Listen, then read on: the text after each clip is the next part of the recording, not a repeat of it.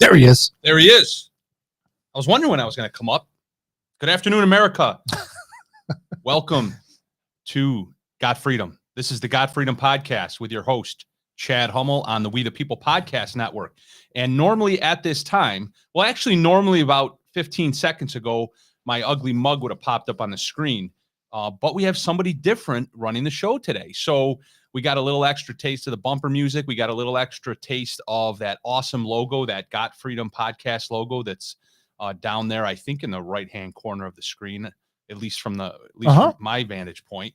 And then the person that you just heard say, So we're not going to get the thumbs up today. What are we going to get instead of a thumbs up? Kind of thumbs up. All right. We're going to get a live thumbs up, video thumbs up. Exactly.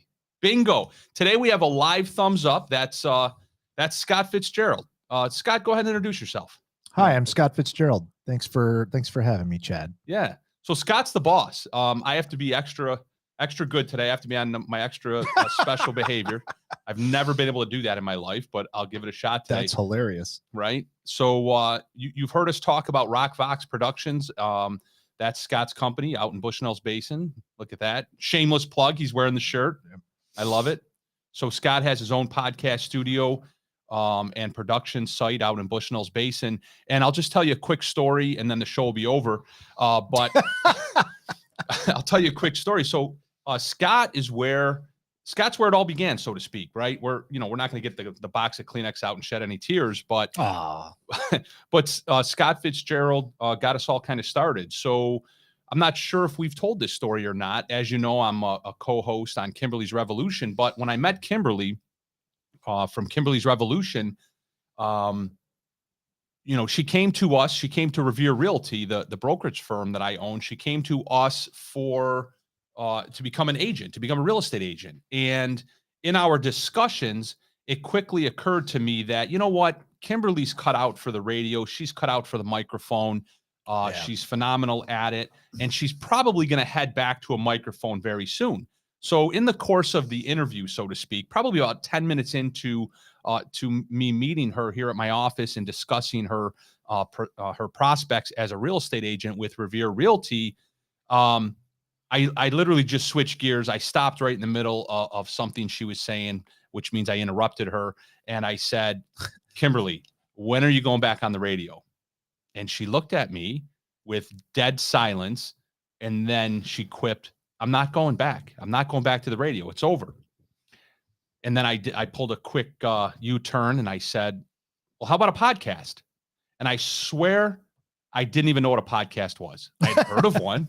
Right. I'd heard about them. I had seen them. I'd heard advertisements. I didn't really even understand what the concept of a podcast was. I knew it had something to do with radio and talking into a microphone and all that good stuff, but I didn't understand conceptually what a podcast was. So I said, what about a podcast? And she said, sure.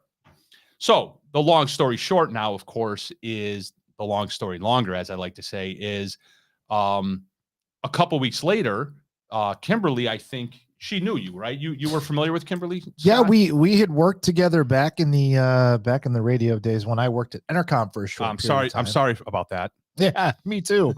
But actually a mutual friend of ours, Pat McMahon, Pat the producer, who was Kimberly and Beck's producer, he recommended that she give me a call to talk about doing her podcast. That's correct, because initially I think she mentioned Pat, and we talked to Pat to try to get some ideas about how to get this thing off the ground. And then that's when he referred us to you, and you set us up with basically a trial run, so to speak. Scott brought us into his studio out in Bushnell's Basin just to do a podcast. So Kimberly, myself, just Tom, the three of us, we drove out to Bushnell's Basin.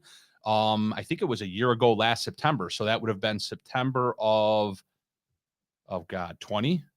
Yeah. September of 2020. No, it had to be 19 or 19. It was 19. It was pre-COVID. It was before. It was definitely pre-pandemic. Pre-pandemic. Yeah, I guess you're right. I don't know. I've so lost my frame of reference when it comes to time. I know, because of it's impossible now because of the scandemic that occurred over 2 years. But you're right. I think it was in. Was it in 19? I don't know. I thought we did our 1 year party. You did 20 episodes before you came here and built this studio. Well, this is 2022. So the fall of 21, I think, was when we had our all right. So then it was 20. I think it was the fall of 20. So it was the end of the first year of the pandemic. Then, yeah. Towards the end. Okay. Yeah. Yeah. It's all a blur, isn't it? It's all a ridiculous blur. Yeah. Yeah. You know what it was during the pandemic, because I remember. Yeah. Well, in any event. So we come out to the studio, and basically, it was kind of like a month-to-month lease type of deal. We were going to do a show-to-show type of situation, and kind of test it out, see if we like it, see if we can afford it, and all that good stuff. And it was a hit right from day one. We all just kind of fell in love with it. We all kind of gelled together, the three of us, and away we went. And as Scott said, we did 20 shows at his studio, and then we wanted to kind of expand things. And location-wise, it was. We have our offices here in Irondequoit, and we're all kind of busy running around throughout the course of the day, and it's hard to get us all together in one place. So for many factors, we decided, well, let's kind of try to launch our own thing here at our building.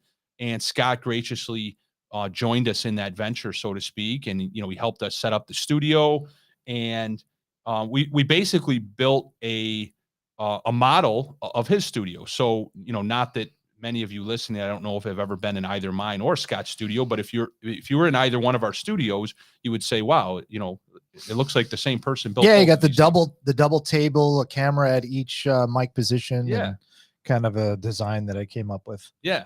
Yeah. It was just such a relaxing, fun environment at his studio. And so we tried to, do our best to kind of recreate it here. So, all right. With that said, we'll jump into the 74 things that I'm going to try to cover in the next 47 minutes. So Scott, and so far, I'm shocked that I've called you Scott the 9 times that I've referred to you. The name Austin has popped into my head each and every time. And I've call me. Just call me Austin. I've held it back. So sooner or later, I'm just going to go ahead and call you Austin today, if you don't mind. So Austin, without further ado, do we have any viewers right now? I don't see any. Usually I see some comments come up on the screen. So I'm just curious if I have about 7 people watching now. All right. Have there been any comments yet? I haven't seen any comments. Okay. I was just wondering if maybe you had the screen set up differently than what I'm normally seeing. That's all. So basically what you're telling me is nobody wants to watch today. Oh, wait, there's a. What does that say? I got to kind of zoom in on my. What is it? Can we protest, sue? Can we protest or sue Lori's Health Food for banning me indefinitely for not wearing a mask at the store 6 months ago? Is that an old message? I don't know. Because has that anything to do with what we're talking about now? Not yet. Okay. I think Kevin's just so accustomed to me jumping right in and railing on COVID and masks and things like that. So okay. Vicky watching from Florida. Hey, Vicky. Okay. Vicky's one of my long time, what do they call that in radio? Friend? Long time listeners? First time caller? First time caller. Yeah. She calls every week, even though we don't have a phone. Vicky, where in Florida are you? Let us know. It's nice here today. It's it feels like 70. It's freezing in here now. Thanks, by the way. Yeah, I turned the air on when I came in because it's so hot in here. But outside, it's absolutely beautiful. I think they call that spring fever or something. It said 60 in my truck, but it feels like 70 out there. Yeah. But of course, this is Rochester, New York. So we all know that within a week, 2 weeks at most, we'll likely get another snowstorm. Vicky's in Boca Raton. I went to school in Boca for a short time. I went to Florida Atlantic University. Oh, nice. Boca, is that Gulf side? Yeah. No, that's Atlantic side. That's near Palm Beach. Oh, yeah. That's where my wife and I honeymooned in Palm Beach. Oh, yeah? Yeah. A relative of ours, my great aunt and uncle, they graciously donated their condo to us for the week in West Palm. Man, I wish I could remember the name of the condo, but it was in West Palm Beach. Great time. Singer Island. Oh, was more specifically where we were.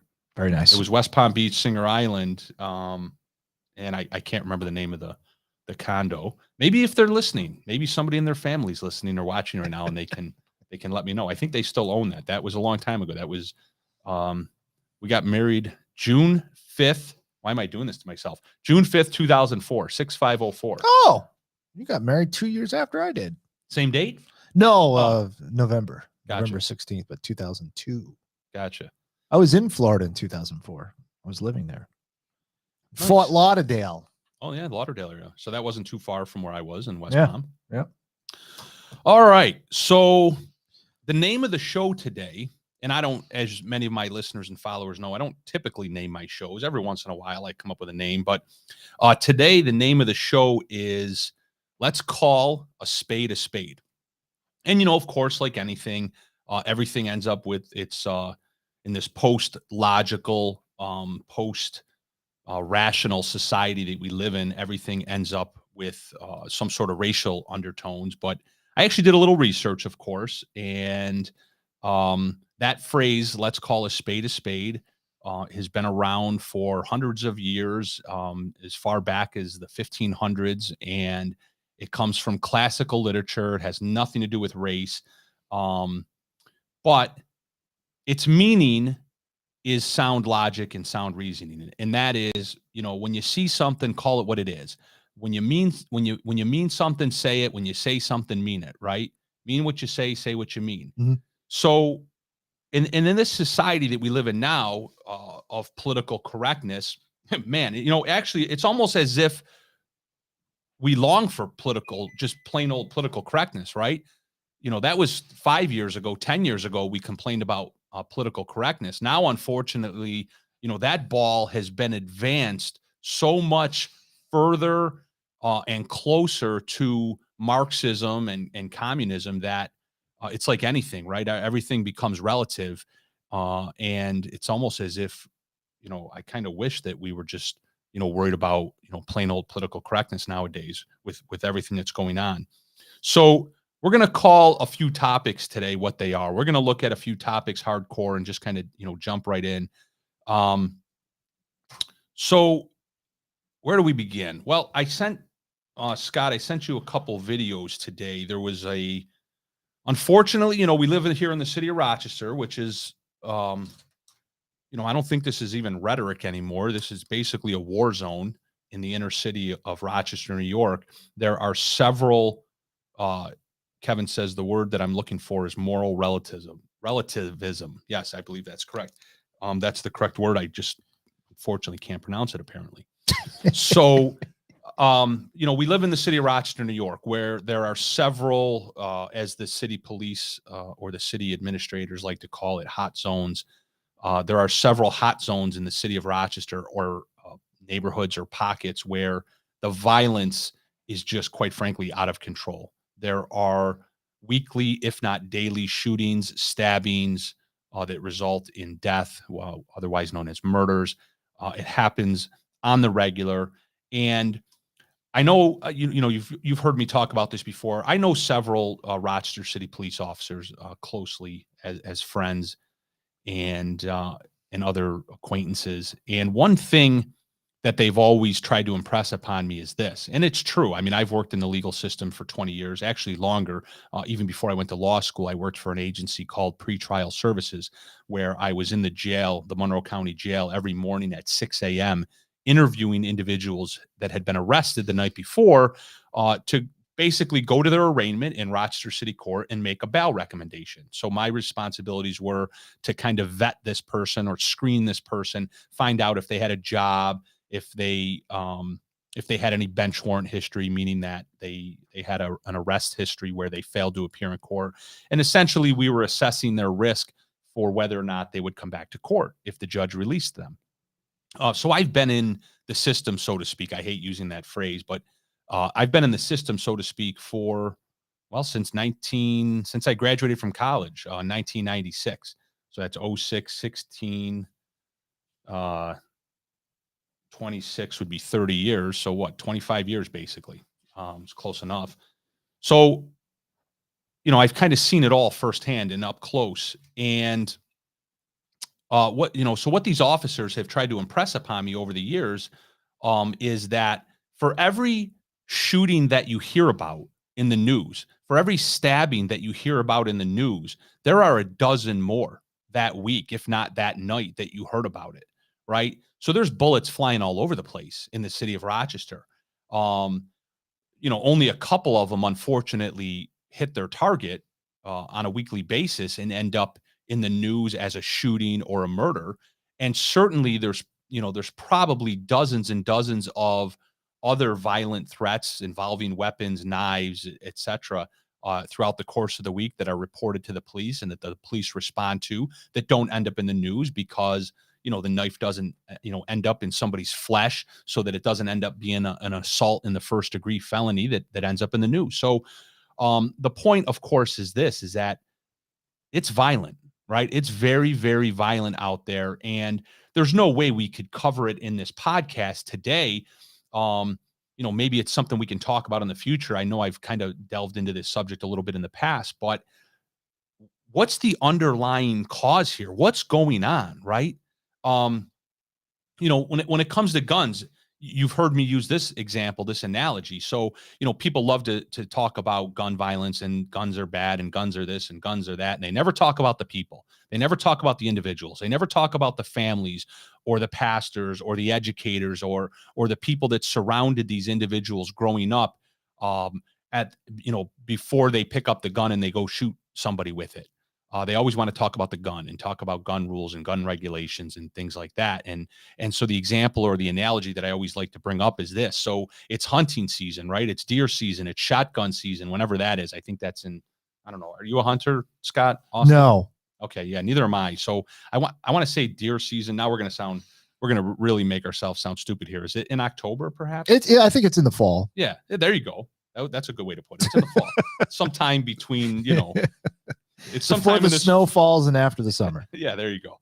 Sometime in this 4-month window, right? We couldn't figure out when our podcast started or when COVID was, so we'll try to hone in on when deer season is.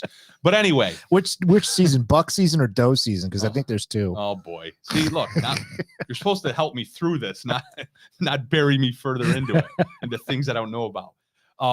So the point, of course, is this, right? I say, of course. Let me just get to the point. The point is that when there are thousands, right, if not tens of thousands of hunters, trouncing through the woods in the fall, hunting for Bambi, guess what they have in their hands? A gun. And guess what they're not doing with it? Shooting each other, right? So if it was the gun that was the problem, right? And I know this almost sounds camera. Thanks, Austin, Scott. I always forget that. That is his name, Austin Scott. What do you know? There you go. Oh, wow. I wish I had done that on purpose. My regular producer, Austin, right? His last name is Scott. So I just called Austin Scott. All right, you guys get the point. I'll move on. So the guns don't shoot themselves, people, right? It's not the gun's fault. The people holding the gun have ill intentions in their heart. They have a poor upbringing. They're on drugs. They don't have a job. They're looking to steal and rob and provide for themselves and so on and so forth. I mean, you name the reason, but it's not the gun. Under any one scenario, it's not the gun. You find me the one scenario where the gun walked over and stuck itself in somebody's hands and said, let's go shoot somebody, right?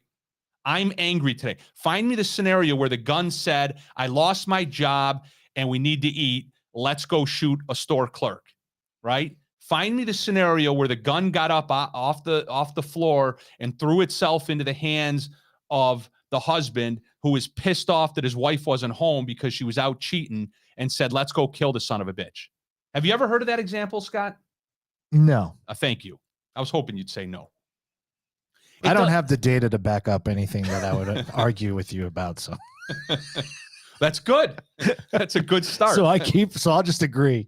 That puts me on solid footing right from the get-go. The show, mark that spot on the video. The show producer acknowledges, 12 minutes and 13 seconds in that he doesn't have the data. So in all transparency, I'm kind of on the fence with gun laws. Okay. I'm 100% for the right to protect ourselves and the Second Amendment and everything like that. But I haven't looked enough into it, but I know that there are some things that can probably be fixed. But I agree with you. It's definitely the gun killing people. It's not, it's the person killing the person. It's not the gun going out and doing it. It's an inanimate object. And if there's no human hand in it, it's not going to happen. Yeah. But I still think there's some situations where the gun falls into the wrong hands. Well, sure. But these guys are going to get guns regardless. Doesn't matter what the laws are. They're going to find a gun. That's right. There's always that black market. That's right. And that's one of the things that I was going to delve into a little bit here, but I mentioned some videos. So this is just an example of what's Which one do you want in the city of Rochester. If you could pull up, so I sent you those 3 videos of that incident that happened today. If you could pull up, not the one where the gentleman's screaming in the background, but the one where there's a couple police cars and you can hear some talking. Okay. Just to give a little background, a little context here. You could scroll down a little bit so I can see. There you go.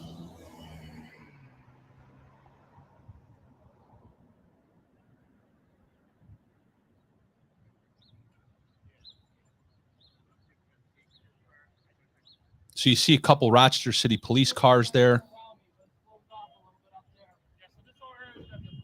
A couple police officers talking. And he just said the whole area had been blocked off. That's what he said. He said this whole area is blocked off. It was kind of a short video. Yeah. So now I'm not sure who's videotaping that. I mean, it looks somewhat professional, but nowadays I think it's a phone with people's phones and all that. Somebody's just probably zooming in. I was kind of surprised by how good they picked up the audio from such a distance. But in any event, basically that's just a setup for what apparently was going on. There was a shooting today. And, the first thing that jumps out at me, I'm not going to, tell you what should jump out at you, but the first thing that jumps out at me is that's broad daylight, folks. So, we've moved past, what happens at, nothing good happens after midnight. Is that the old saying? Yeah. So apparently nothing good happens in the middle of the day anymore either, right? So criminals have become so brazen.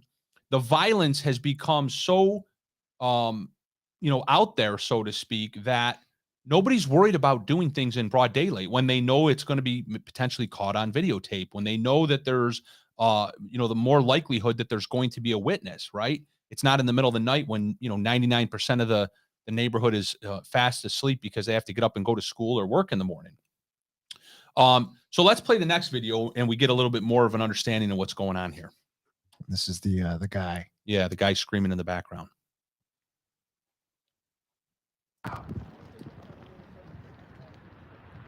Scroll down for me a little bit. Sorry.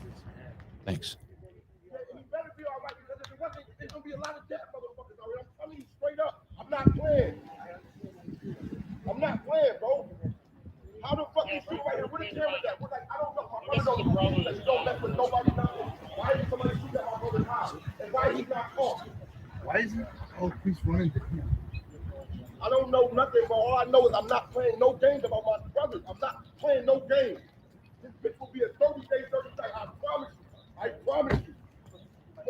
No cop will be able to go home. Everybody will be at their job.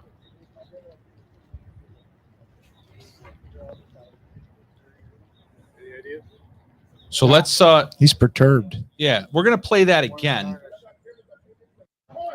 Here, stop for a second. Thanks. So we're gonna play that again momentarily, but I want to try to give you my sense of what's going on there. I've seen that video a couple times, so if you haven't seen it, it's hard to kind of wrap your mind around everything that's going on first time through. But essentially, and Scott, let me know if you hear or saw anything different. But essentially, it appears that there was a car there in the background. That was not a police car. It looked like it was kind of pulled up awkwardly on the lawn. I think it was a shooting. So I think somebody had been shot in that vehicle. That's in the downtown. That's downtown the city of Rochester, and this gentleman sounds like he must be a relative. He referenced brother. Maybe he was the victim's brother, and he's obviously distraught over apparently is the shooting of an acquaintance, perhaps his brother, and he's expressing to the police officers his anger. And it sounds like he's trying to express to these police officers that if something's not done, and he's probably speaking fairly generically, but at the same time, you can understand his pain. Yep. And you can understand, perhaps even the specifics that he might be talking about. And that is retaliation, because I'm sure that that's probably a good percentage of this back and forth every day, every night, every other night murder scene out in the city of Rochester and in another, urban locations across the land, Baltimore, St. Louis, Chicago, LA, it's, somebody's brother gets shot, somebody's son gets murdered, and, cousin so-and-so is going to exact revenge, or his brother or his father or his closest friends, or, unfortunately, perhaps other gang members, their job at that point is find out who did this and exact your revenge. So he's expressing to these police officers that this isn't going to end. Something needs to be done about this. You guys better do something about this. Or I think he said something to the effect of, you're going to be working 24/7. Yeah. Because there's going to be other murders that you're going to have to attend to, other dead bodies. And it's insane. This was, I believe, today in the city of Rochester. These videos, I think, popped up on local news feeds and social media feeds this morning, right here in the city of Rochester. It's a war zone. It's a war zone. People are being shot in their cars. People are being carjacked on the regular across the region, across even the suburbs of Rochester, Monroe County. And, the violence is real. And I tried to find, I couldn't find it, Scott. I tried to find a video, or maybe I did. Maybe I don't know if I sent it to you. A video of Kathy Hochul speaking about the violence that occurred in, I think it was in New York City today, in right? Brooklyn. Yeah, no, Brooklyn? I don't have that. I don't have that video. So, and this is unrelated but related. So, many of you probably have heard now, and I haven't really read too much about it. I just heard some. We talked about it on snippets. Kimberly's show just earlier. Okay. So you might The know subway, a little. So, yeah. Let me know if there's more to it that I don't know. But apparently there was a shooting. 10 people were killed today on the subway.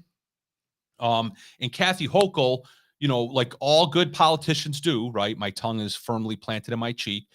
Kathy Hochul runs to the nearest microphone and camera, and just like I'm doing right now, and she runs to the nearest microphone and camera and says, "This has to end. We are sick and tired of this. This has to end." Nobody died, by the way. Nobody died. No, Good. It was all injuries, but there were no deaths. Oh, apparently. Thank you for clarifying that. I heard 10. 16 people are injured and 10 were shot. Oh. But there were no deaths from what I can see. That's incredibly shocking and fortuitous. Yeah. That nobody died from seriously 10 gunshots. So, again, I always say this kind of joking around. I need an entire podcast just to discuss each little, idea and subset that I come up with here. But somebody like Kathy Hochul, the governor of the state of New York, of all freaking people, somebody like her to run to a camera and a microphone and declare that this has to end. If it wasn't disgusting and sad, it would be laughable, because it's her party, if not her directly, that's responsible, single-handedly responsible for so-called bail reform and parole reform in the state of New York, right? It's, the cut everybody loose reform. Okay. I forget what, they always come up with a cute saying, right? And of course, cute, hopefully you understand the sarcasm there, right? They always come up with the cute sayings and the acronyms for letting everybody out of jail and so on and so forth. And they had one recently that's floating around out there. I wish I could remember it off the top of my head. It has something to do with, basically emptying the jail cells out. Maybe if somebody knows, they can jump in and let me know. Scott, if you see anything like that pop up on the screen, let me know. But Kathy Hochul and the people that think like her and act out on her thoughts and their own thoughts in politics and government and law in the state of New York and in other states in the country. It's not just New York, but New York certainly likes to be on the forefront of this. This is on them. They don't want these people in jail, right? They let these people out of jail. They tie the hands of the judges and the prosecutors so that the people that are charged with these crimes once and twice and 3 times and 4 times, before they ever go to trial, they're released right back out on the street and they commit the same act over and over and over again. And over and again, how many times do we hear the same story where so-and-so is charged with such and such, and 3 days earlier, so-and-so was charged with the very same thing and released no bail, right? Yeah, I don't get that. I do not get that. Back on the street. I understand the original impetus behind the bail reform. Yep. But I don't know what the hell they were thinking when they put it into action. Well, here's the thing. And again, right, another show topic, another 3 hours. But I agree. You know, the underlying premise, so to speak, or theory or principle behind bail reform, it's not a bad idea. As a criminal defense attorney for the past 19 years, I've argued for the release of people that are charged with crimes. And the arguments that you make, that you're obligated to make on behalf of a criminal defendant, are pretty uniform, and they're rooted in the Constitution. And that is, you're innocent until proven guilty, right? Mm-hmm. So, you know, anytime somebody's held in detention, in jail, pending their trial, we run the risk as a society in America, where, you know, we have the Constitution, we run the risk of wrongfully imprisoning somebody who's ultimately acquitted of their crime, right? And it's like, yeah, great, they've been acquitted, but the damage has been done, right? You can't unring the bell. Once you sat in jail for 7 months and you've been acquitted, and the most you could sit in jail was a year anyway if you had been found guilty, right? It's not much of a consolation prize at that point to hear the judge and the jury say not guilty if you've already spent 7 months in jail because the prosecutor asked for $100,000 bail and you couldn't afford it. So yes, under that kind of theory, that premise, there are certainly good reasons to argue for this so-called bail reform. But like everything, right? And we say all the time, let's not say words like everything and anything and all that, you know, but no, in this case, like everything that a politician in the state of New York touches, they wreck it, they ruin it, right? Because they have a different agenda. They have a political agenda, as opposed to an agenda that's rooted in the Constitution or rooted in principles of law. And that is that they wanted to take the discretion away from judges. Because ultimately in these scenarios, you have a criminal defense attorney who makes an argument at arraignment for his client to be released, or for there to be a nominal bail set or an affordable bail to be set. And then you have a prosecutor who argues why bail should be high or why there should be no bail. And then the judge makes a decision, right? What the hell's wrong with that? You have 3 people in the room, right? You have representation for the criminal defendant. You have representation for the people of the state of New York. And then you have a neutral, so-called neutral, unbiased judge using his or her discretion in rendering a decision. But we can't have that, right? We can't stand for that in this post-logical, this post-law, this post-constitution society that we live in. Only politicians get to run our lives, right? So it's be careful what you ask for. You ask for bail reform because you think bail reform means A, B, and C. But every time you ask for something of a politician and you want it because of A, B, and C, they are going to give it to you. But they're going to give it to you for D, E, and F, right? Mostly for FU. Yeah, exactly. Great point. FU. There you go. They're going to give it to you for F and U. And they're going to run, right? They're going to take your money and run. That's what they love to do. So let's go back and we'll watch the third. There's a third piece to this. Well, actually, I said we were going to play the second video again. Play that second video again now so the viewers can kind of. Okay.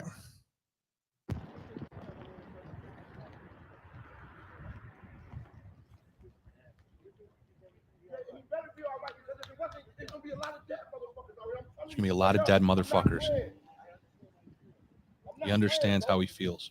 How the fuck is right here? Where the camera at? We're like, I don't know. My brother knows. Let's go mess with nobody.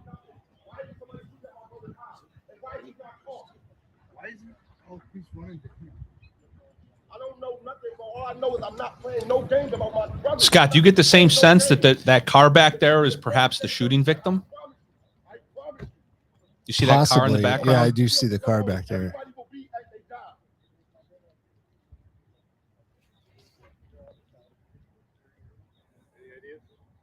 Shot. One in the car that shot.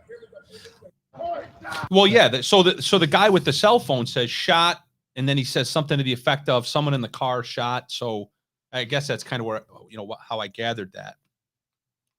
Well, it is what it is, folks. It's a war zone. It happens in the daytime now. And, anyone driving down the street, just trying to do their business, maybe heading down to the Hall of Justice, maybe heading down to Frontier Field this morning to buy some box seats for tonight's home opener, the Rochester Red Wings. You could have easily been caught in that crossfire. And, and that's scary because I worked right downtown at the First Federal Plaza building for almost 10 years. Mm-hmm. And I used to jog right down along the river there. Yeah, I know where you're talking about. Right in that area. Yeah, in between the Ford Street Bridge and the Hall of Justice, the War Memorial. I think most people listening know what I mean when I say the War Memorial. Right? Yeah. The War Memorial. Blue Cross Arena. Right? The Blue Cross Arena. All right. So I want to just quickly wrap up that story by referencing something that I talked about on an earlier podcast. And, this may or may not be connected with this particular incident, but I'm certain it's connected, overall in the violence that we're seeing throughout the city of Rochester and throughout many of our other urban areas in the country. And that is our open borders. So on a prior show, Scott, and I'm sure I'll give all props to Austin here. I'm not putting you down by any stretch, but Austin would pull the video up within seconds. But you wouldn't know where the video is because what is it called? I have no idea. That's why Austin's the man. What was it? What was it about? There was a video of some young men being walked out of a building and put on buses. It was down near the Mexican border in Texas, and it appeared that essentially the U.S. Government was processing these males, these 20-something-year-old males, and letting them walk free in the country. So, yeah, if you're able to find that video, great. If not, no worries. I don't know what he called it. Yeah, it's all good. So the point is this, though, folks. I'm just going to ask questions, right? I don't know the answers. I'm not being funny. I admittedly don't know the answers, but it doesn't mean I can't think and ask questions and wonder stuff because there is an answer to everything. It might be a good answer, might be a bad answer, it might be, an indifferent type of answer, but there's an answer to everything. So when the United States openly allows adult males without family members, right? This was a video, and it was just one video of dozens that are out there that if you watch the news, you've seen these videos of, we always hear about the border and, we have to, take care of the unaccompanied minors and the poor kids and the poor this and the poor that. It's always poor somebody. And then you see videos of dozens of, let's say, 25-year-old males, okay, working age, military age, so to speak, males being processed and just let go inside our borders. Where are they going and what are they doing? What house are they going to that they live in, that they own? What job are they going to where they're going to become productive members of society and start paying taxes? What church do they belong to? Where are these individuals headed? I know that, for example, the Catholic Charities of Rochester or the Catholic Family Center or some variation of that, I know that they have their hands in this. I know that they regularly assist the United States government, right? Yeah, so much for separation of church and state. They regularly assist the United States government in, marshaling these so-called, underprivileged migrants and immigrants and illegals and whatever the hell you want to call them. Let's call a spade a spade. They are what they are. They are, well, you know what? If I'm going to call a spade, I guess I can't even call them illegals, right? Even that is an incorrect term. Why? Well, because if we're allowing them, if the United States government is allowing them in the country, are they illegal? If a tree falls in the woods and nobody's around, does it make a sound? I mean, seriously, Scott, if you get in your car and you grab your passports, you grab your vaccine proof, and you grab everything that you're supposed to grab, and you head for Canada, right? You're going to take the family to Niagara Falls for the weekend. You're going to have some poutine. You're going to have what? You're going to have some poutine. What the hell's that? You don't know what poutine is? You've never been to Canada? Come on. I've It's French fries and gravy.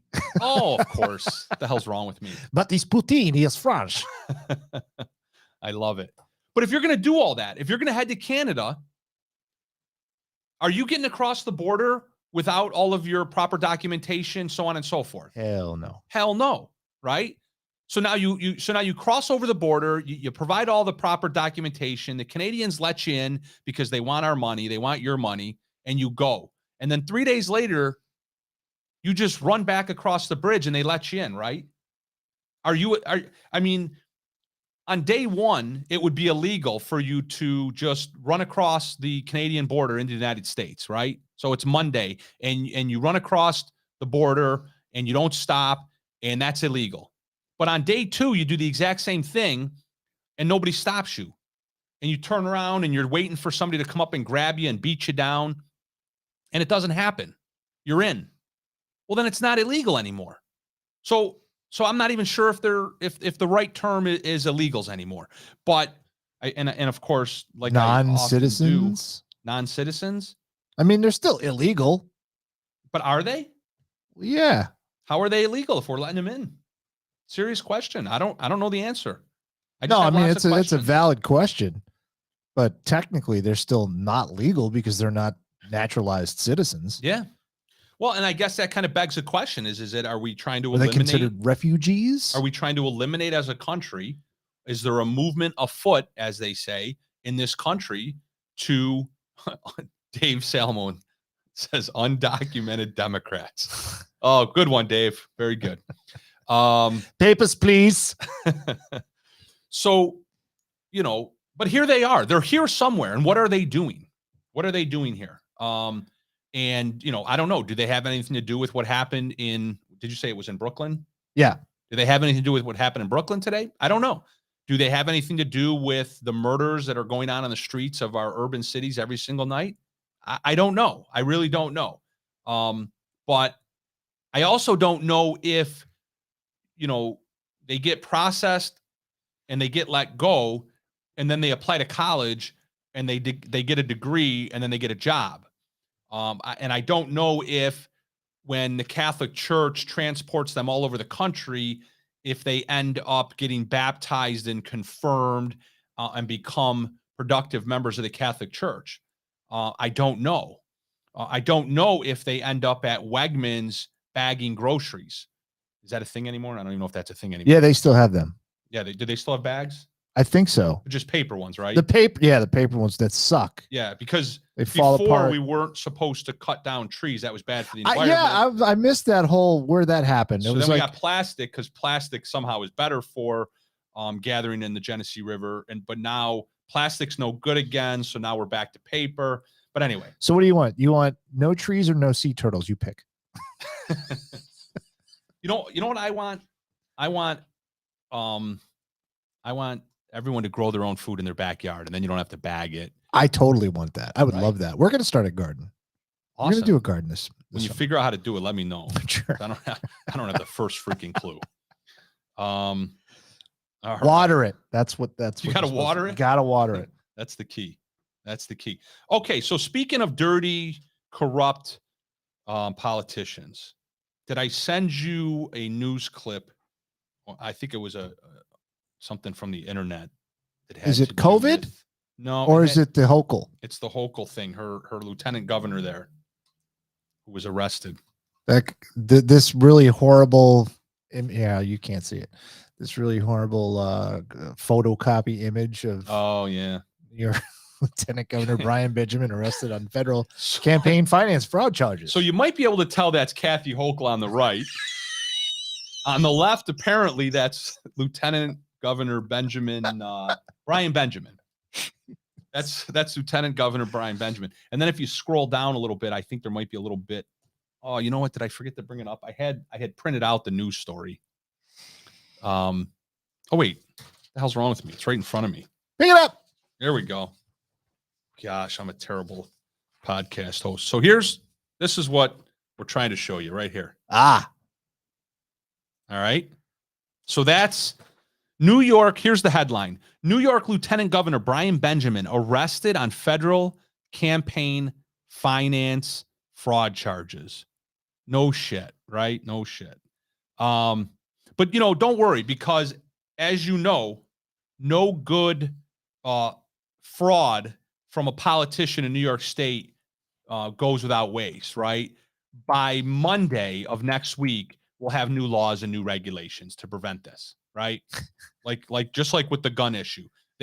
Every time they're going to fast track it. Yeah, and they'll fast track it. There'll be some new moral regulations. There'll be some more guidelines. There's Lieutenant Governor Brian Benjamin. And of course, the only reason why he's lieutenant governor is because unelected Governor Kathy Hochul, who was the lieutenant governor, replaced, now disgraced Andrew Cuomo, who, takes the seat of a former position held by now disgraced Governor Elliott Spitzer, who, ran in the circles with Sheldon Silver, who went to prison. I mean, is there what? Isn't Anthony Weiner involved with them in some way? Also, look, I'm going to say this, and I mean this too. I'm being kind of funny, but I also mean this. I'm going to say this perhaps for the last time. I don't believe in censoring speech, but I'm going to censor my own speech. It's okay when you censor your own speech. I'm going to remove something from my vernacular. And Dave Salamone, please, I don't want you to do the same thing, because what you posted before was funny as shit. It's true as shit. And I want you to keep posting stuff like that. But I'm going to make a concerted effort to ban this podcast, the Got Freedom podcast. All right, that makes sense, doesn't it? I'm going to ban the Got Freedom podcast from saying and referring to the Democrats when it comes to this type of behavior, because in this whole political correctness movement, so on and so forth, we as Americans, and I'm guilty as shit too, and that's why I want to remove it from my vernacular, we conflate terms, right? We refer to certain people as liberals and Democrats and Republicans and conservatives. And we don't even know what we don't even know what the hell we're talking about half the time. Right. But I won't ban myself till after the show, because I have one more quick point to make. And that is this. I just threw a bunch of names at you. They're all freaking Democrats. I mean, has there been a Democrat in a high up position, in a powerful position in New York State government in Albany? He resigned. So he resigned. All right. Thanks, Barb. Has there been a Democrat in his position or in a similar position in the past 25 years that hasn't ended up either in prison or resigned or under federal indictment? Or what about the blind guy? That's, I thought of him today when I was trying to rattle off the names. My initial thought is he wasn't implicated in anything, but I want to say there was something. It just wasn't anything too sexy. That's all. But I'll tell you what, though, I do remember certain people coming after him, because I think he kind of presented a new way forward in the state Democrat Party.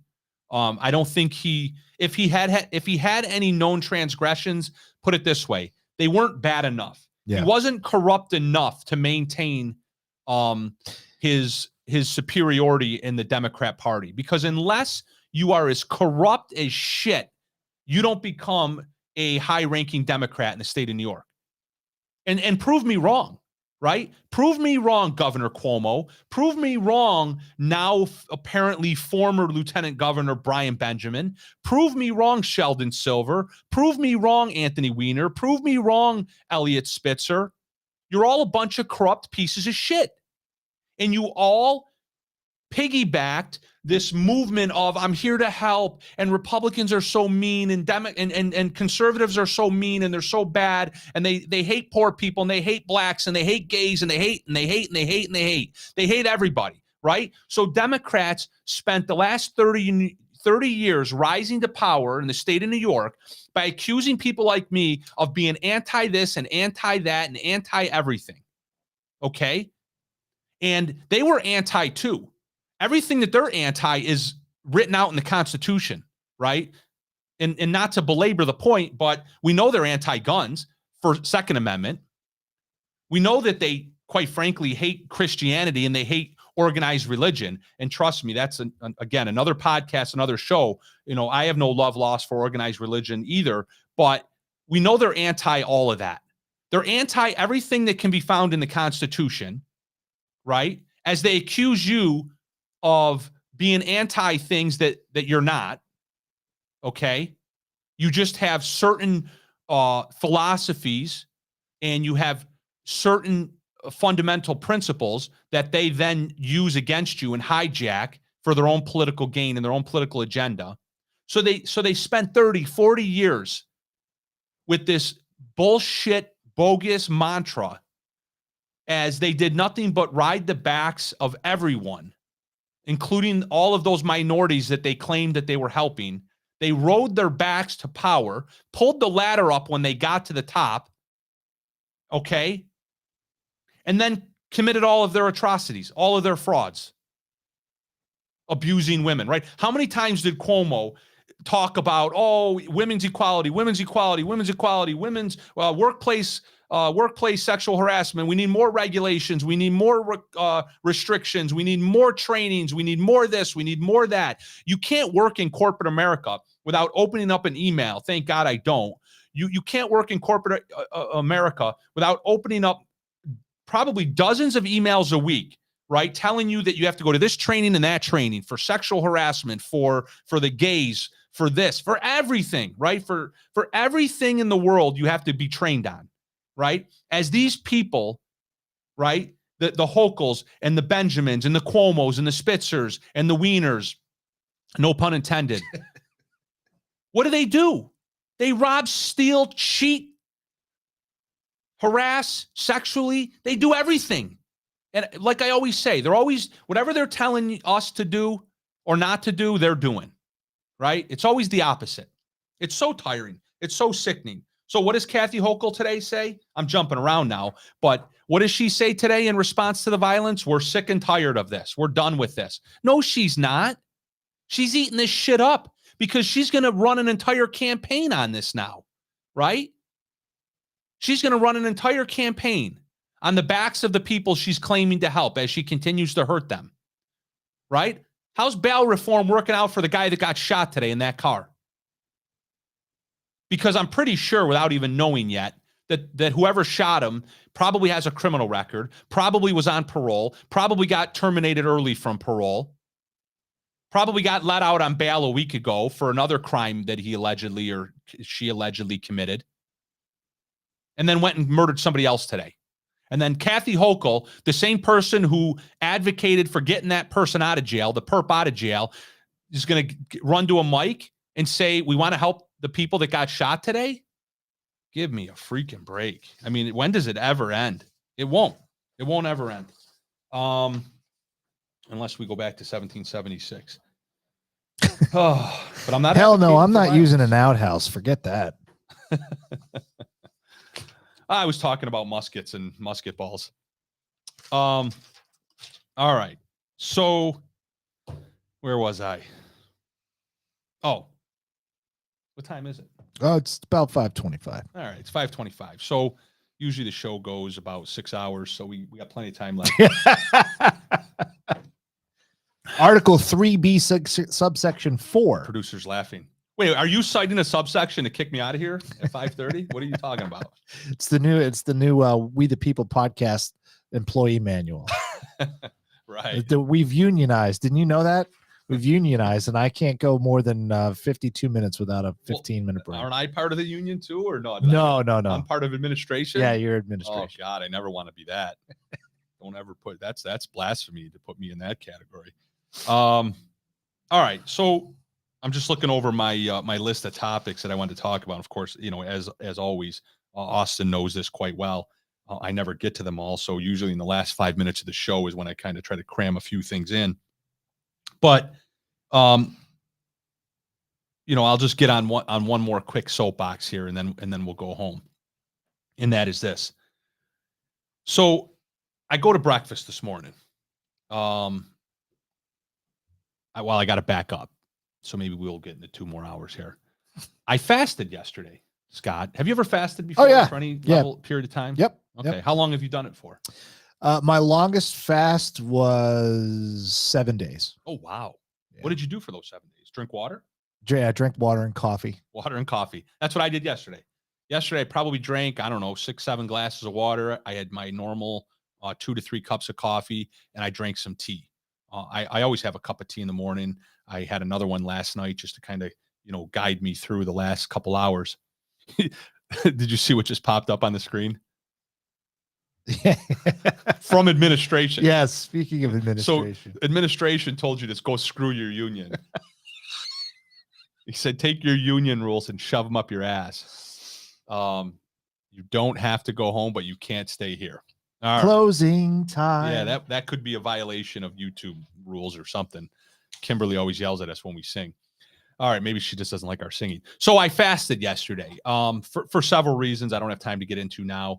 But I like to do it every once in a while. I take a day where I just don't eat anything, kind of, tunes you back in. You wake up the next day. I'm a big fan of intermittent fasting. It's very effective. You feel wonderful. You wake up.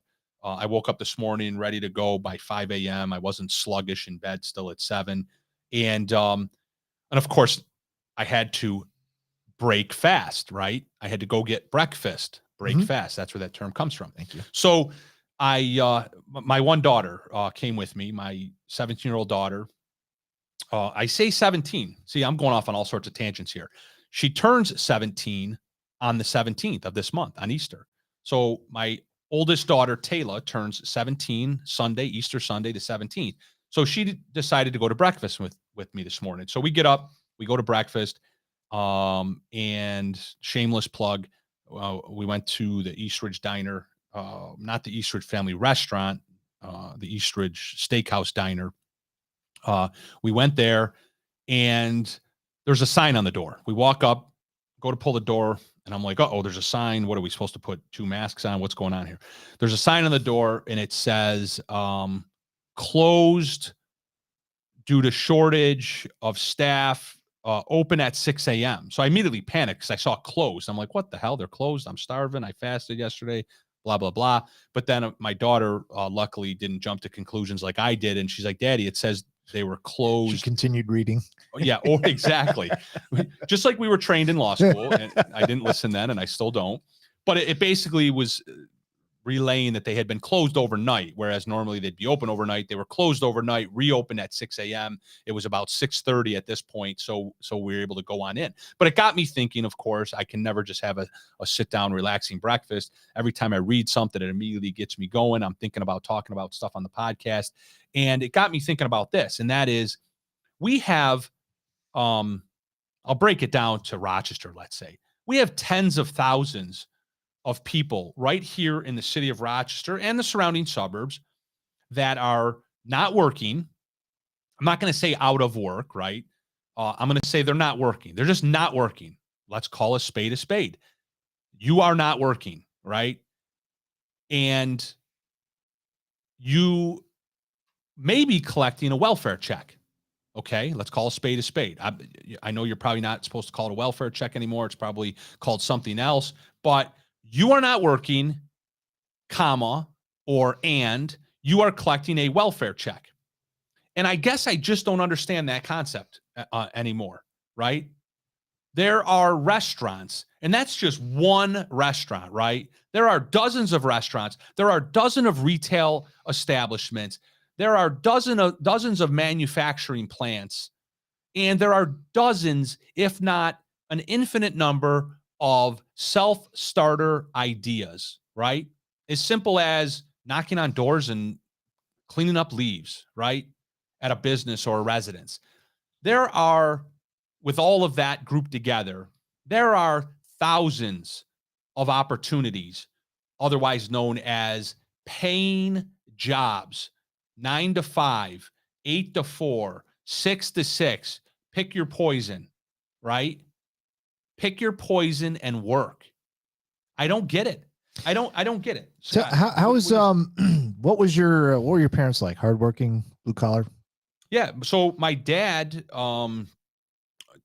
30 some years now, he's been in the flooring business. Before that, he was in the furniture business. Mm-hmm. My mom has worked her entire life. I remember, various jobs that she had in manufacturing plants when I was a kid. And for the past, 20 years, in fact, she's retiring on my birthday. So June 23rd, my mom will be retiring after a long career. And most recently, for the past, I think it's been 20 years. I hope I'm getting that somewhat close. She's worked for Sutherland and ADP in sales. So she's, my parents have always worked. Yeah. So, I come from members have mostly. I come from a family of entrepreneurs. My father, a general contractor for years and years. He's retired now and he works at Publix in the liquor store, which is like the fox guarding the hen house. But anyway, nice. And my mom worked for years at, golf courses in the pro shop and things like that. And I got my work ethic from them. They're hard workers. Always, if you show up on time, you're late. Yeah. If you're 15 minutes early, then you're on time. Yeah, right. Well, and that's the point. That's kind of the segue to the final point here is that you only know what you know. Okay. So, many people will confuse either on accident or on purpose everything I just said, right? And if you're doing it on purpose, then you're not confusing anything, right? You're just being, quite frankly, political and belligerent. So many people equate what I just said to, again, I talked about this earlier. This is how people like Cuomo and Hochul and Benjamin and Spitzer and Weiner and all of those corrupt politicians, this is how they get to power, by accusing somebody like me of being a racist or hating poor people when I say the things that I just said. When in reality, the best thing for somebody and their family is to have a job and to work. Nobody gets where they're going or where they want to be. Nobody looks at their children and says, I want poverty for you, right? Or I want welfare for you. Nobody says that. But you know only what? Know what you know. You know what? But there are people who don't say anything. What do you mean? They don't have a thought about their kids. They don't care where their kids end up because it's all about them. And so those kids end up without role models to teach them that work ethic. I agree, but I think that's part of the same generational circular thing that's going on that I'm referring to. And that is, and I've talked about this on my podcast before, I think we're into generation number 7 now of institutionalized slavery is what I call it. The welfare system. And again, I gave myself to the end of the show to remove this from my vernacular, that the Democrats have been pumping on society, on the minorities that they claim to be trying to help. And it's poured over into all of society now, right? Is they've been pumping this poison, right? They've been poisoning the well for 7 generations now. And when you're a young child growing up in the city of Rochester, like I once was, okay, I talked about those hot zones earlier. I grew up in the hot zone. I grew up off of Hudson Avenue in between Carter and North on Ernst Street, where Officer Daryl Pearson was shot, 6, 7, 8 years ago. Okay.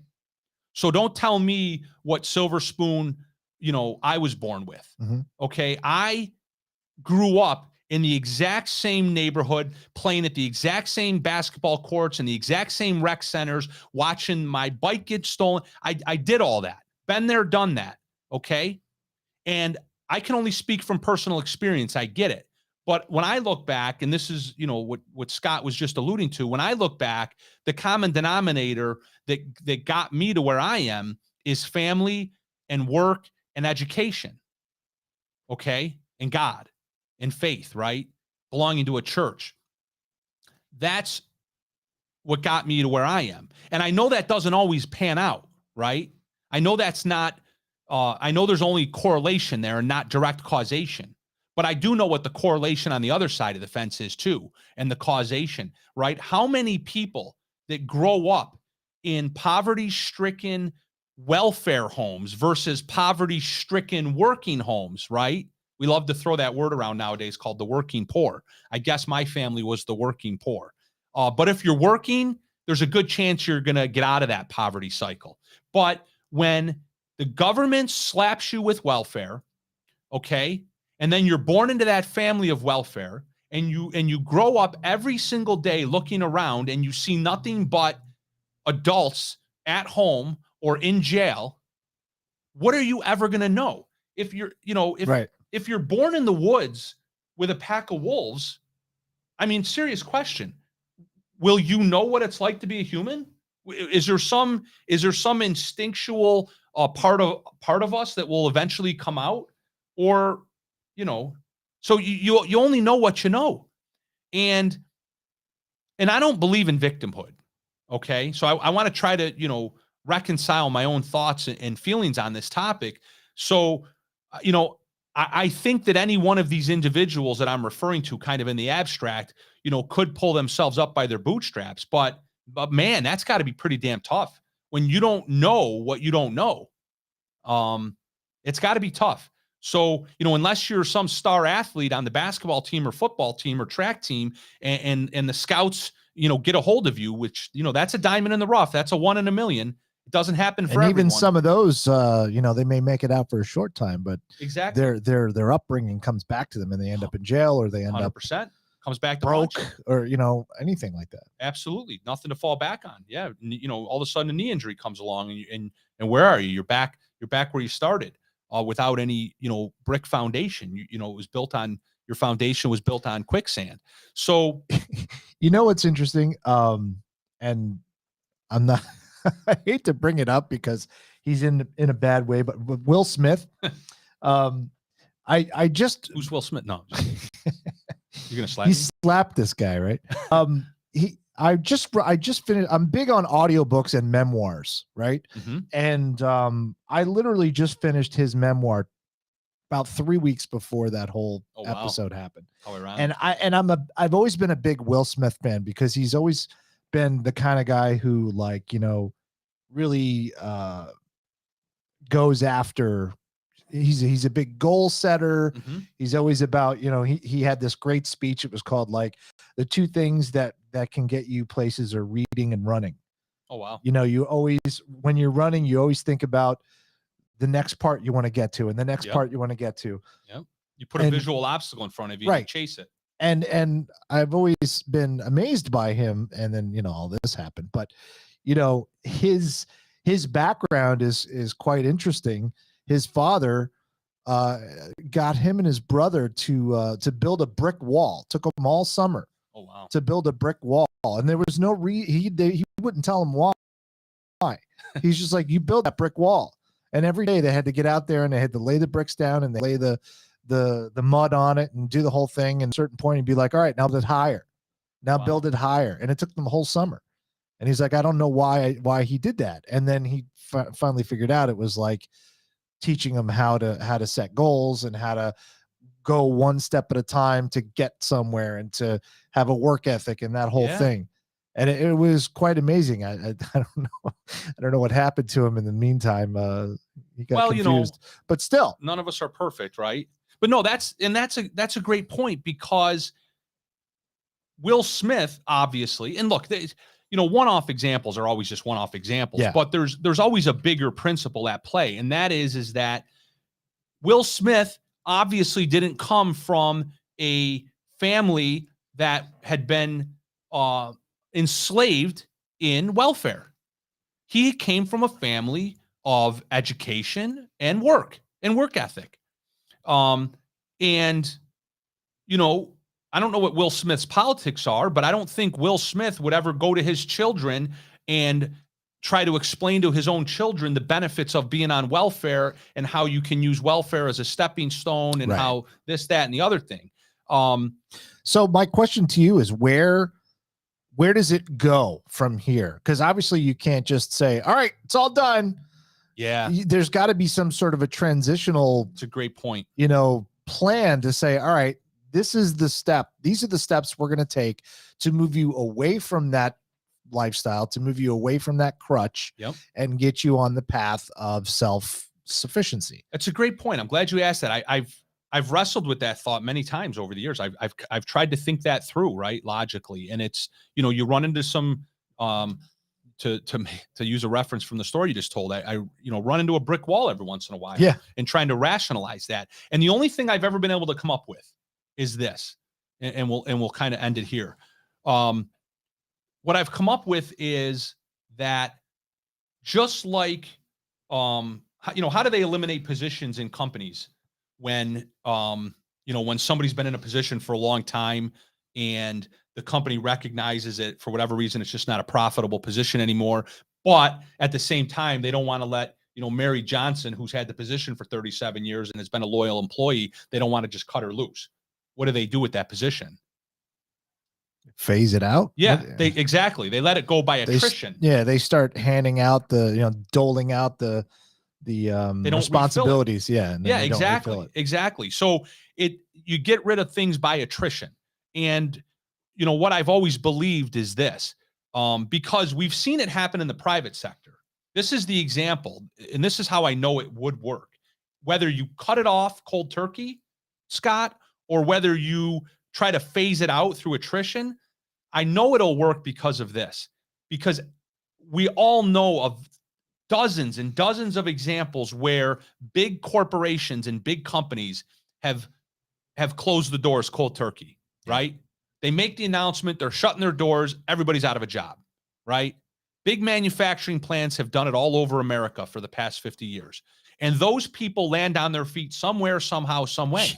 That happened to me right after I moved back to Rochester. I was working in an advertising agency. We were working on all the GM stuff. This was 2008. And you remember what happened in 2008? Yeah, the housing bubble, the housing crash. And GM crashed. And so they lost that account. So everybody that worked on that account, it was about 15, 16 of us. We all lost our jobs. Yeah. I just bought a house. See? Now, look, I'm not going to pretend to say and to know for sure that somebody in that position doesn't end up, going through some very tough times. Oh, yeah. Maybe having to borrow money, maybe having to move back home. Oh, yeah. Maybe having to get some level of public assistance, right? Fine. Yeah, unemployment insurance, which by the way, you pay into. Yeah. Whereas we don't pay into welfare, generally speaking. Only the workers pay into welfare. But the point is that you're always going to fall back on what your roots are. Your roots, grew you into working for a living. So no matter where you go temporarily because of that loss of employment, you will find your way back into the workforce. The individuals that have been enslaved and institutionalized on welfare now for going on 7 generations, they don't have those roots. Their roots never were planted in work. And so they're always going to run into that brick wall, unfortunately. All right. Scott Fitzgerald from RockVox. Thank you so much for filling in. Austin, I think, is on vacation. I don't know where he's at though. Well, maybe he quit. So thank you. I hope not. He should have told me that. Thank you to Scott Fitzgerald from RockVox Productions for coming in today and producing the Got Freedom podcast here on the We the People Podcast Network. If you like what you heard today, please share this out. Please like it. Please tell your friends about it. You can find us on YouTube. You can find us on the We the People Podcast network website. We have a Facebook page. Blah blah blah. Google, Spreaker, iTunes, Apple. That's not called Apple. Google, Stitcher, Castbox. There's a lot of them. What did you do? You don't even know you're on those, do you? What did you do with your Castbox? All right, very good. Thank you, everybody. Happy Easter. It's Holy Week. Do some praying this week if you can. Reflect on life. Be thankful for the things that you do have, instead of looking for other things. All right, Chad Hummel, Got Freedom. Buy more ammo and go America.